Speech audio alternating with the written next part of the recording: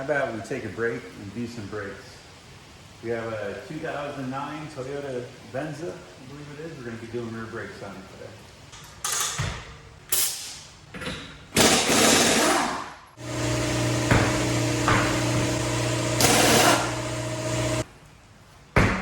So what I'm going to do first is, if you come behind here, you have two 12mm retaining bolts.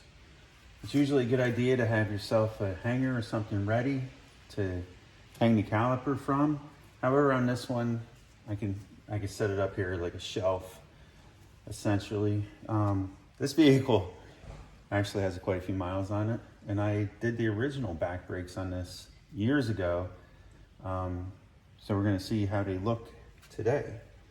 I'll be using a nano socket along with the 1828 low profile impact gun from Astro Pneumatic.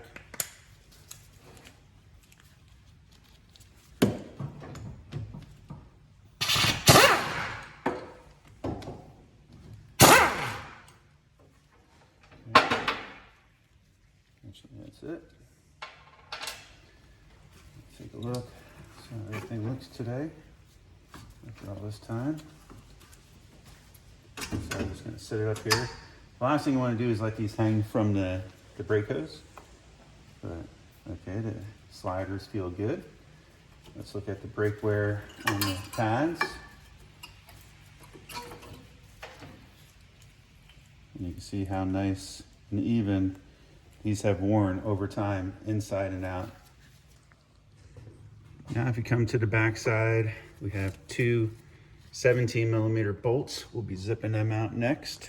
For this one, I'll be using the big brother of the two. This is the 1823. Let me put that in reverse. I believe I get to this one with a swivel.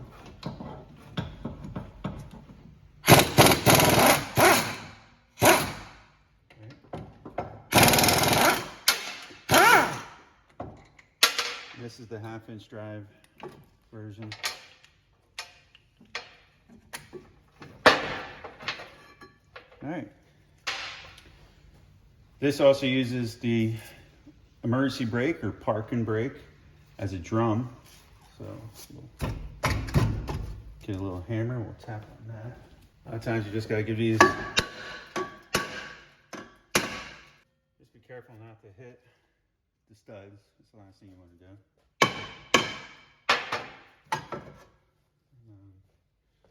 Like I said, it's a drum. This rotor will be replacing. These brake shoes are in good shape.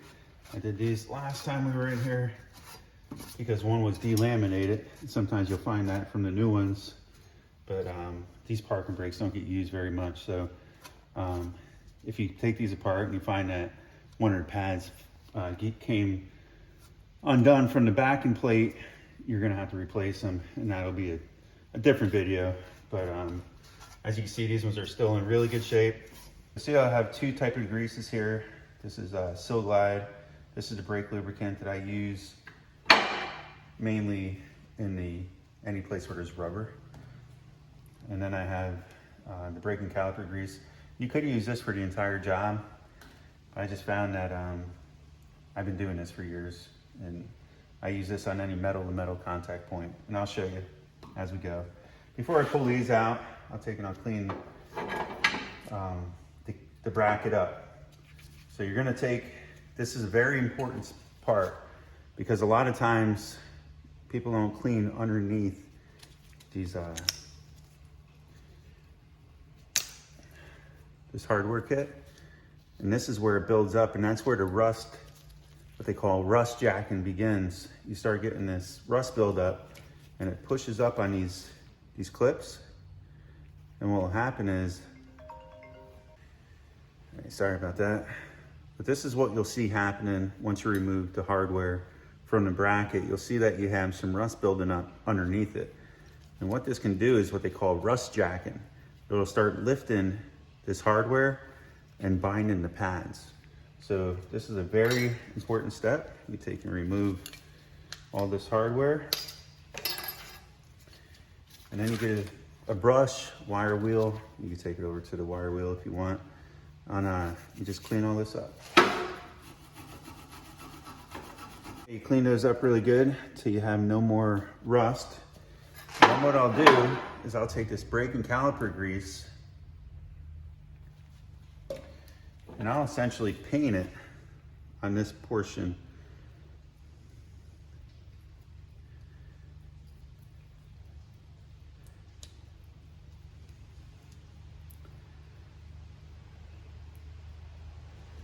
Do both sides.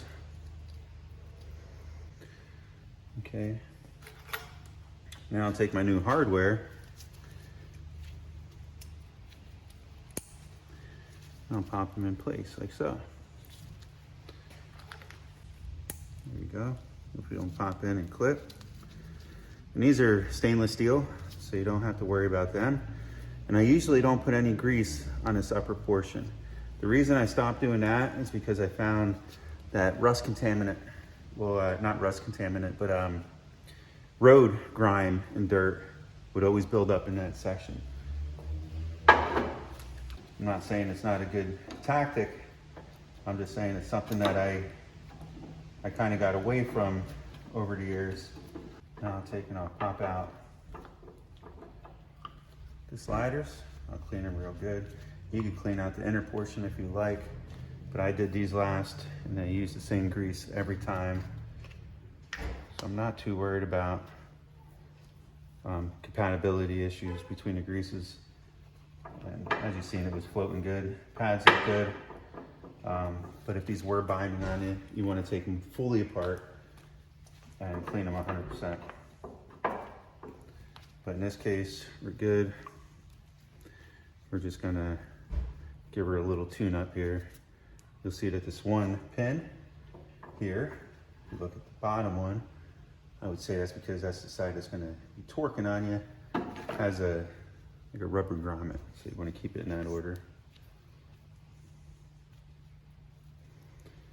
There's some fresh grease. Like so. And as long as the pads meet and exceed OEM specs, they should slide in there with no fitment required.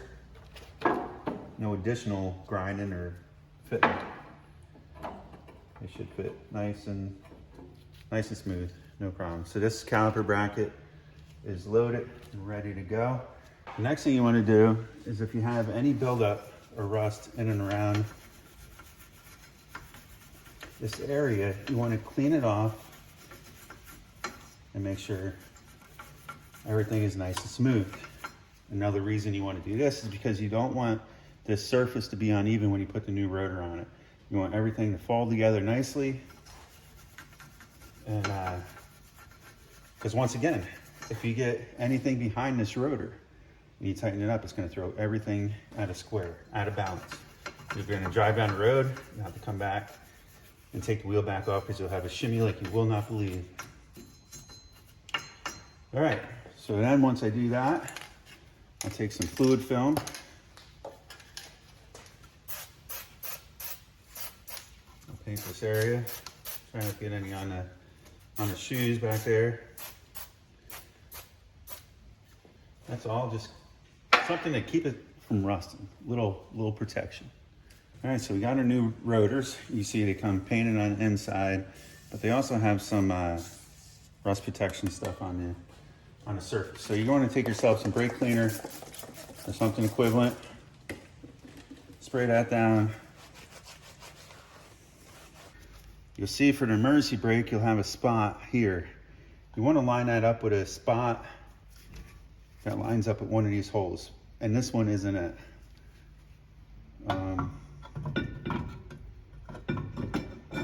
I can see from the old jack and bolts that it's going to be this guy here.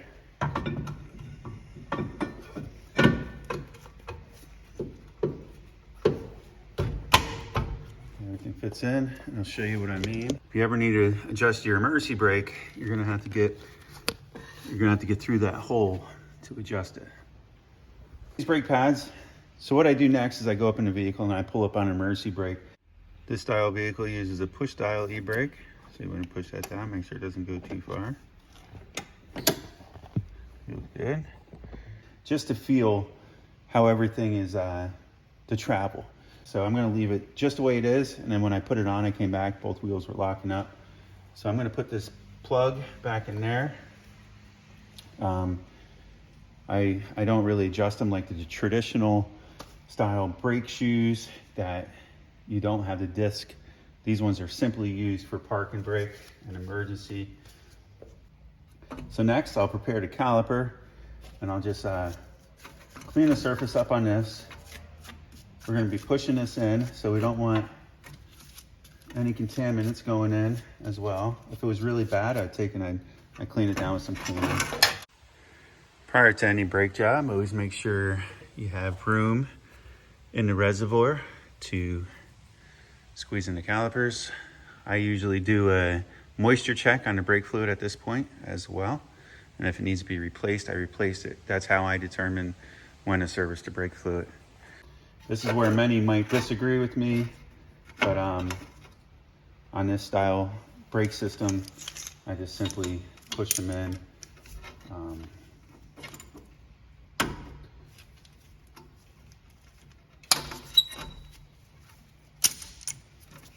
If you really want to, you can go ahead and break the bleeder and go through all that effort as well. That's just fine.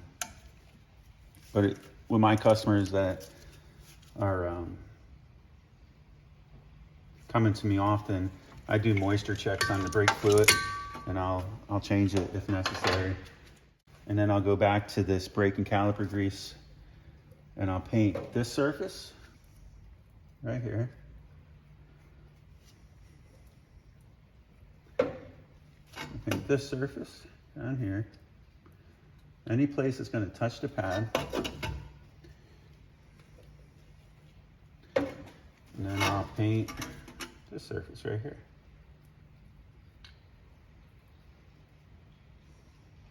I remember back in the day, I used to use silicone.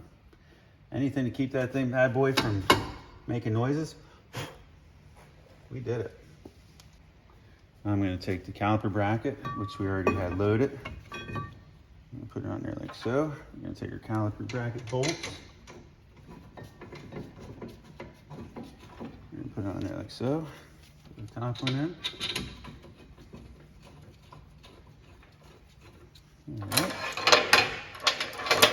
I'm gonna do this a couple uggas.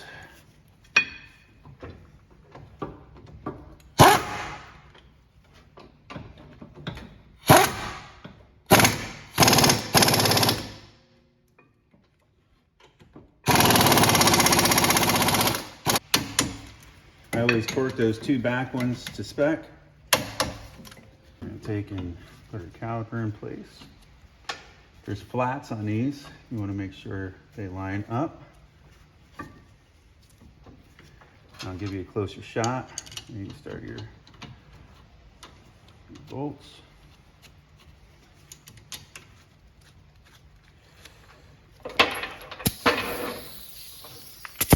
Take our nano and put it on like a 2.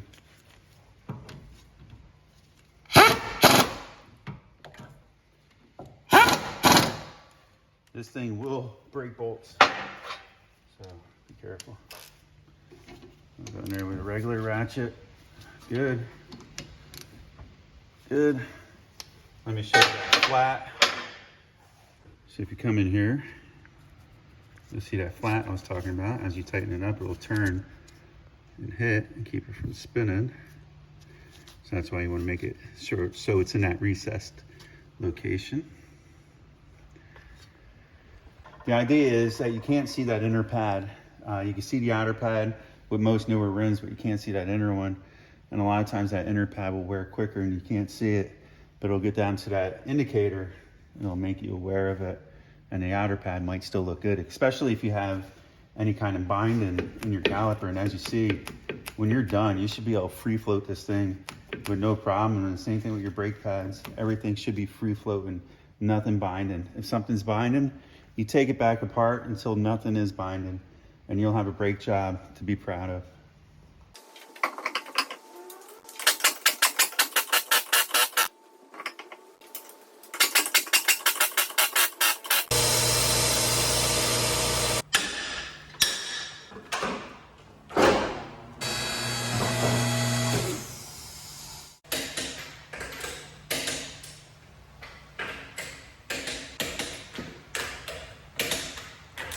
Once I'm done with the brake job, I come in the vehicle and I pump the brake nice and slow. We got a nice brake pedal. I'll also do a courtesy check of the fluids while I'm underneath here, but as you see, I'll take some of this brake fluid out. Okay, so almost topped it off.